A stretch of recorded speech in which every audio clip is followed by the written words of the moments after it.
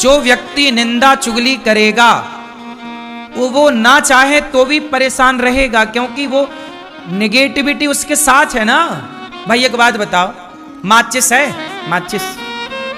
माचिस की तीली निकालो और जरा जलाओ, तो माचिस की तीली किसी और को बाद में जलाती है, माचिस की तीली स्वयं को पहले जलाती है। बात सही है कि गलत है?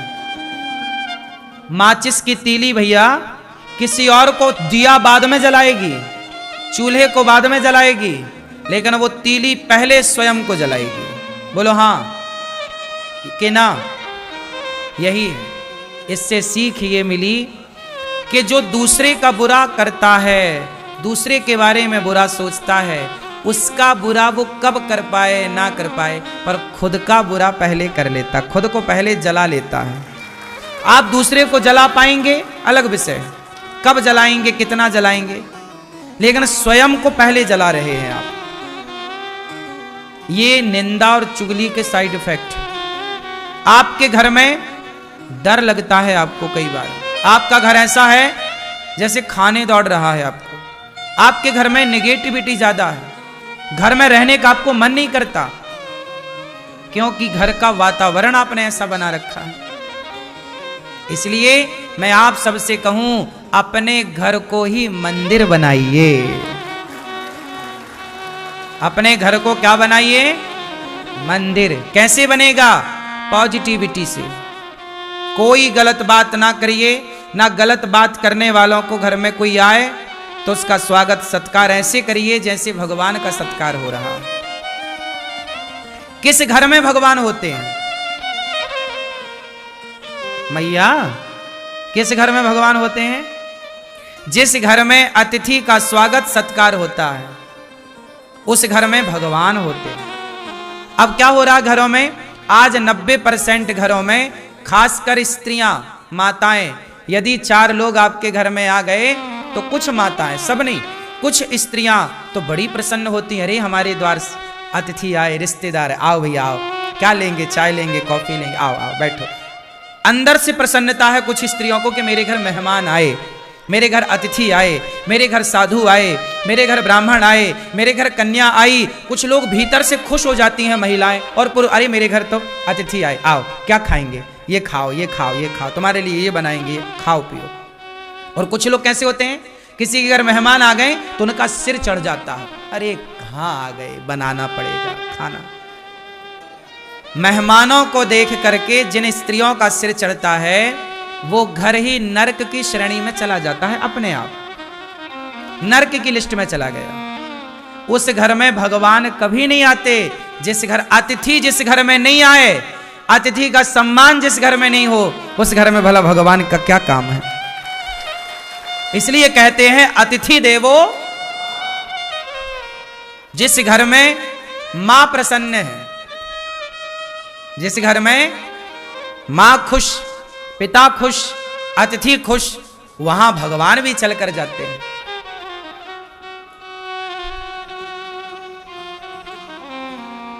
सही है? इसलिए मेरी मां, तुम गृहस्थ हो। वो स्त्रियां अच्छी नहीं होती जो अतिथि को देखकर मुंह बनाती हैं। वो स्त्रियां परम सौभाग्यशाली होती हैं। उन स्त्रियों से घर की शोभा होती है जो स्त्रियां अतिथि को देखकर प्रसन्न हो जाएं कि आज हमारे को भगवान ने सेवा करने का मौका दे दिया है, किसी को आज भोजन बना के खिलाने का अवसर दिया। अपना तो तुम रोज खाती हो, रोज बनाती हो, लेकिन जो किसी और के लिए बनाए खिलाए, साधु संत, दीन दुखी, ब्राह्मण, कन्या, तब ना आपके घर में अतिथि के रूप में भगवान, ना जाने किस रूप में नारायण मिल जाए। इसलिए स्त्रियों को कैसा होना चाहिए?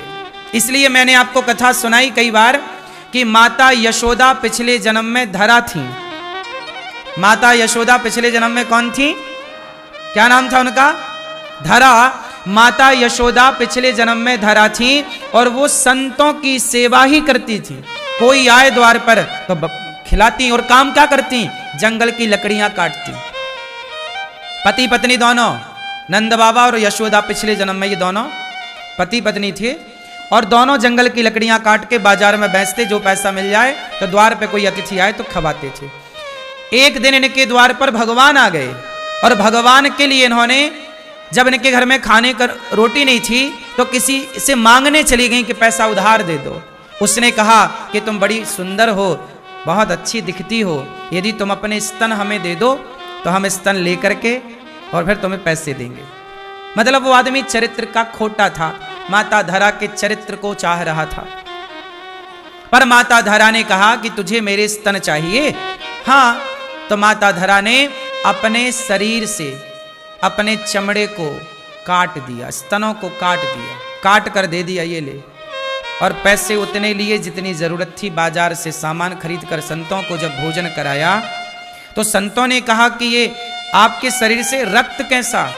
माता धरा ने कहा कि आप अतिथि हैं और आपके लिए भोजन था नहीं, मैं पैसे उधार मांगने गई तो उसने उधार दिया नहीं, कहा कि पहले अपने स्तन दो, तो मैंने अपने स्तन उसे दे दिए।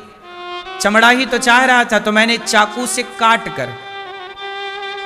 काट कर अपने स्तनों को उसकी हथेली में रख दिए। भैया तू ले, स्तन चाहिए ये, और पैसे लेकर मैंने भोजन आपके लिए तैयार किया।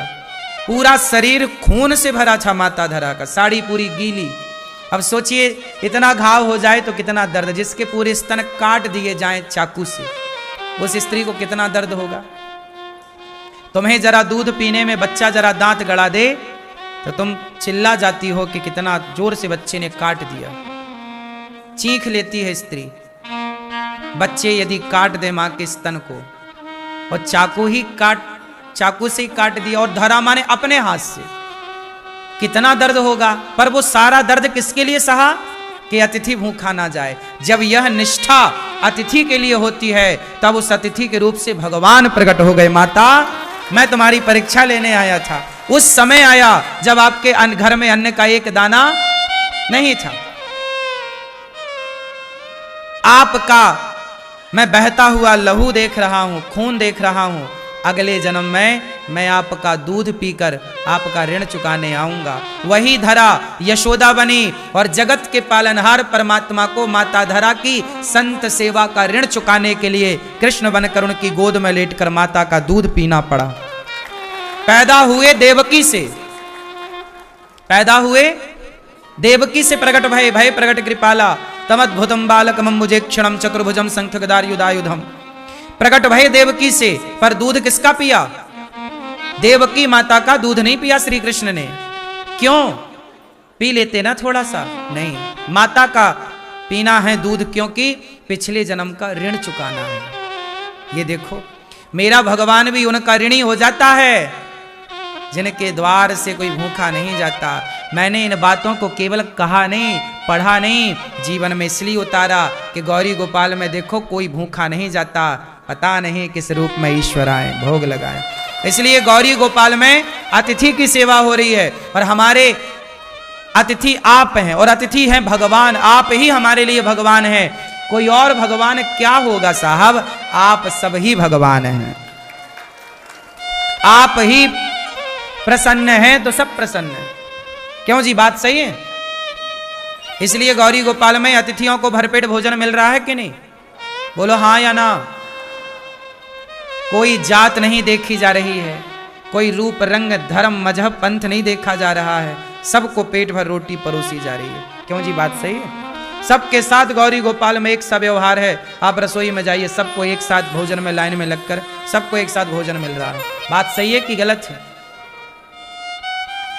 ये सब संभव है। आप भी गृहस्थ हैं, हम भी गृहस्थ हैं, सब कुछ संभव है। हमने अपने आसपास निंदा चुगली को भटकने नहीं दिया। हम भी तो निंदा करें, चुगली करें तुम्हारी तरह बैठे बैठे? टाइम ही नहीं है सब करने का। टाइम है तो पढ़ने लग जाते हैं, सत्संग करेंगे, अच्छी बातें करें। हम क्यों किसी के बारे में गलत बात करें? होंगे आप में लाख दोष, होंगे आप में लाख अवगुण, पर मैं क्यों देखूं? आपके पड़ोसी में 1 लाख अवगुण होंगे, आप देख भी लोगे तो पाओगे क्या? अवगुण देखने ही हैं, दोष देखने ही हैं, तो औरों के नहीं, खुद के दोषों को देखिए और अपने दोषों को देखकर अपने को बेहतर कीजिए। बुरा जो देखन मैं चला, बुरा न मिलिया कोई, जो दिल खोजा आपुना हमसे बुरा ना। मैया सुन रही हो मेरी मां?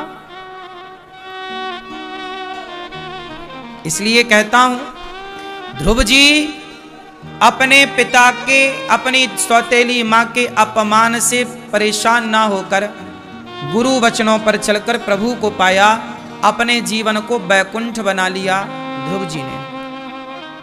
इसलिए भगवान ने बैकुंठ खाली कर दिया ध्रुव के लिए। आपको बताऊं, ध्रुव जी किस लोक में रहते हैं?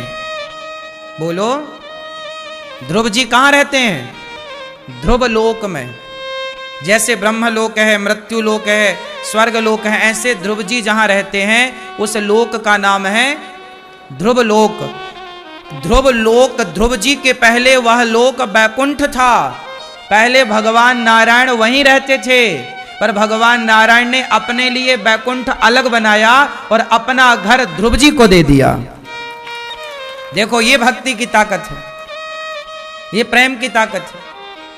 ध्रुव लोक जो है वह बैकुंठ ही था, पर है पहले भगवान श्रीमन नारायण वहीं रहते थे। फिर जब ध्रुव जी की तपस्या देखी, कहा पुत्र मैं तुझे अपना घर देना चाहता हूं, अपना गिफ्ट कर दिया भक्त को, और अपना दूसरा फिर भगवान ने बैकुंठ बनाया। तो भगवान अपना घर देने को तैयार हैं। यही तो पूछा किसी ने राम से कि राम, आपने अयोध्या का राजा बना दिया भरत को, आपने विभीषण को राजा बना दिया लंका का, आपने विभीषण को लंका का राजा बना दिया। यदि कल रावण आपकी शरण में आ जाए कि राम मुझे क्षमा कर दो, राम जी विभीषण को कहां का राजा बना चुके हैं? जोर से, कहां का? लंका। जो संपत्ति से रावण नहीं दीन दिए दसमात, सोई संपत्ति विभीषण नहीं सब कुछ दीन रघुनाथ। राम जी ने विभीषण का राज्य तिलक कर दिया। विभीषण क्या बन गए? राजा। कहां के? अच्छा, राम जी से किसी ने कहा कि विभीषण को तो आपने लंका का राजा बना दिया, यदि रावण आपकी शरण में आ जाए और कहे कि क्षमा कर दो, तो फिर रावण को कहां का राजा बनाओगे? आपकी तो बात झूठी हो जाएगी। फिर तो या तो विभीषण को राजा बनाओ या रावण को। तब राम ने मुस्कुराते हुए कहा कि यदि रावण मेरी शरण में आ गया तो शरणागत कहूं जे तजही, मैं त्यागता नहीं शरण में आए हुए को। जो शरण में आ जाएगा उसे मैं त्यागूंगा नहीं। सन्मुख हो ही जीव मोहि जबहि, जन्म कोटि अघनासहि ही तबहि। शरण में आ गया यदि रावण, तो मैं विभीषण को लंका का राजा बना चुका हूं। रावण शरण में आएगा तो मैं रावण को अपने बैकुंठ का राजा बना दूंगा। भगवान है ना, भगवान तो ऐसी कई पृथ्वी तुरंत प्रकट कर सकते, कई बैकुंठ बना सकते हैं। भगवान है वो, कर तुम अकर तुम अन्यथा कर तुम सर्व सामर्थ, क्या नहीं कर सकते। इसलिए मेरी मां, ध्रुव जी महाराज जब तपस्या किए तो भगवान ने दर्शन दिया, पुत्र कुछ मांग लो। ध्रुव जी को भगवान ने राजा बनाया, जाओ समाज की सेवा करो। भगवान मिल भी जाए आपको, सुनो ध्यान से, भगवान आपको मिल भी जाए तो भगवान आपको मिलकर यही कहेंगे, जा मैं तुझे धन धान्य दे रहा हूं, जा तो दीन दुखियों की सेवा कर। दीन दुखियों की सेवा करने से ही भगवान मिलते और प्रसन्न होते हैं, ये मान लो आप। भगवान भी आपको कहेंगे जाओ सेवा करो। ध्रुव जी को लगा तो दिया सेवा में, जाओ। फिर ध्रुव जी ने अपने राज्य काल में खूब अन्य क्षेत्र बांटे, संतों की सेवा की, खूब यज्ञ किए, खूब पुण्य किया, और खोल रखा है अन्य क्षेत्र, कोई भी आओ। ये ध्रुव जी के जमाने से चला आ रहा है। ये जो अन्य क्षेत्र है, अन्य क्षेत्र कोई आज ही चल रहा है, गौरी गोपाल में नहीं। अन्य क्षेत्र ध्रुव जी ने चलाया, अन्य क्षेत्र प्रहलाद जी ने चलाया, अन्य क्षेत्र धर्मराज युधिष्ठिर ने चलाया। जो जो धर्मात्मा सत्ता में आए, अन्य क्षेत्र का मतलब है कि कोई भी उनके राज्य में भूखा, सबको भोजन। ऐसे ही अन्य क्षेत्र, वही परंपरा से अन्य क्षेत्र गौरी गोपाल अन्य क्षेत्र चल रहा है। यही है ये अन्य क्षेत्र, कोई भी भूखा ना रहे। आप भी अपने द्वारा अन्य क्षेत्र गौरी गोपाल में बंटवा कर, घर पे आपके भले अतिथि ना आए पर एक अतिथि गौरी गोपाल में भोजन आपकी ओर से करे, एक साधु आपकी ओर से भोजन प्रसाद प्राप्त करे। यही सेवा। अपने आप को सेवा से जोड़ दो। अच्छा एक बात बताओ, आपको पार जाना है, नदी बड़ी है, उस पार जाना है, और तभी नाव में आप बैठ नहीं पाए, लेकिन आपने नाव को पकड़ लिया। तो बताओ, जो बैठा है नाव में, जो खड़ा है नाव में, और जो पानी में है पर पकड़ा है नाव को, तो बताओ कौन पार होगा और कौन पार नहीं होगा? जो बैठा है, जो खड़ा है। नाव में कुछ लोग बैठे रहते हैं, तो नाव में कुछ लोग खड़े हैं, कुछ बैठे तो कुछ खड़े, और एक नाव को पकड़ा है पानी में। अब जैसे नाव जा रही है और आपने नाव को पानी में पकड़ लिया, डूब रहे थे आप, पकड़ लिया, तो बताओ पकड़ने वाला पार होगा कि नहीं? बोलो। जो बैठा है, जो बैठा है और जो नाव को पकड़ा है, ये दोनों एक ही साथ पार होंगे कि अलग अलग टाइमिंग में पार होंगे? हाँ। ऐसे ही हम भगवान की भक्ति नहीं कर पाए, हम भगवान की पूजा नहीं कर पाए, पर हमने सेवा को पकड़ लिया, तो पकड़ लिया तो भी पार हो जाएंगे। स्त्रियों का आभूषण है लज्जा। स्त्रियों का आभूषण क्या है? बोलो। इसलिए मेरी माँ, तुम अपनी बेटियों को थोड़ा लज्जा सिखाना। ए बेटी, लज्जा जानती हो क्या होती है? इसलिए हमारे यहाँ कपड़ा ढकने की, मतलब शरीर को ढकने की परंपरा रही है। कपड़े से शरीर को ढका जाता है। आजकल तो पैसे दे के फटे कपड़े लोग खरीद रहे हैं ताकि दिखे। पता नहीं क्या दिखाना चाह रहे हैं लोग और क्या देखना चाह रहे हैं लोग। बोलो हाँ। आजकल बड़े बड़े शहरों में देखो, लड़कियां, स्त्रियां अर्धनग्न घूम रही हैं मैया। हाँ या ना? आधी से ज्यादा बिल्कुल वो निर्वस्त्र हैं। पता नहीं क्या ढकने के लिए पहना है कपड़ा। ऐसी स्त्रियां, ये नारी का लक्षण नहीं है। लज्जा नारी शक्ति है, शक्ति छिपी हुई होती है ना? मर्यादाएं सब चीज में लागू होती है। मर्यादा। ध्रुव जी महाराज को भगवान ने राजा बनाया, अंत में ध्रुव जी ने सब अच्छे कार्य किए। उनके भाई को यक्षों ने मारा, ध्रुव जी को भी गुस्सा आया, यक्षों को मारा, बदला लिया। तब मनु जी ने आकर समझाया, कुबेर जी ने भक्ति का पाठ पढ़ाया, ध्रुव जी ध्रुव लोक को गए। भगवत धाम माँ को साथ में लेकर पांव रखकर ध्रुव जी मृत्यु के सिर में पांव रख करके भगवत धाम गए। इन्हीं ध्रुव जी के वंश में आगे चलकर भगवान पृथु हुए, और जिनके द्वारा नाम पृथ्वी पड़ा, पृथ्वी का दोहन किया। न काम आए नाथ तदप्य हम क्वचिन। ऐसे 10,000 कान मांगे भगवान से कि कान कथा सुनने के काम आएंगे। फिर प्राचीन बरही को नारद जी ने उपदेश सुनाया पुरंजनोपाख्यान का। इसलिए कहता हूं कि आप मरते समय अपने मन को भगवान से जोड़िए, क्योंकि पुरंजन पुरंजनी, पुरंजन नाम का एक आदमी था, मरते समय स्त्री का चिंतन करने लग गया, और जब मरा तो स्त्री का चिंतन इतना कि मेरी पत्नी का क्या होगा, क्या होगा। अगले जन्म में स्वयं पुरंजन स्त्री बनकर आ गया। यदि मैं स्त्री का चिंतन करते मरूंगा तो मैं अगले जन्म में स्त्री हो जाऊंगा। इससे सिद्ध होता है कि मैया आप लोग पिछले जन्म में पुरुष थी। आप पिछले जन्म मैया क्या थी नहीं पता है हमें, आप पुरुष थी। हाँ हाँ,